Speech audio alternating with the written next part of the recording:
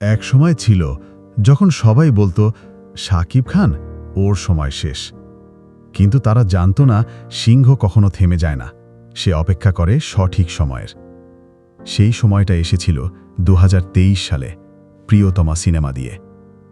এক মুহূর্তে সব বদলে গেল। এক অচেনা শাকিব খান, এক নতুন অভিনয়, এক অনন্য আবেগ।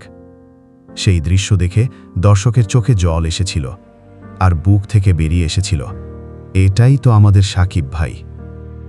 তারপর এলো একে একে রাজকুমার, যেখানে ছিল রাজকীয় প্রেমের ছোঁয়া। দরদ, ভিন্ন গল্প, ভিন্ন লুক। বরবাদ, শাকিব খানের স্টাইলের নতুন সংজ্ঞা। তুফান, আর্ট ও কমার্শিয়ালের মাঝখানে দাঁড়িয়ে এক ঝড়ের নাম।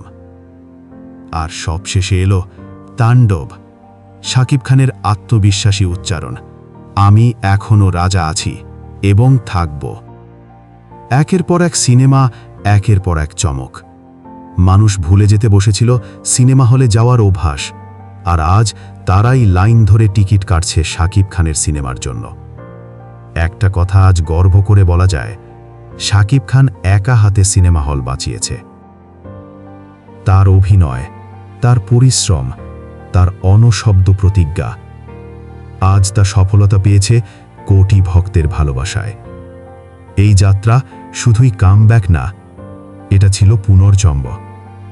আর আমি, একজন ভক্ত, গর্ব করে বলতে পারি, আমি তখনও ছিলাম যখন সবাই দূরে সরে গিয়েছিল।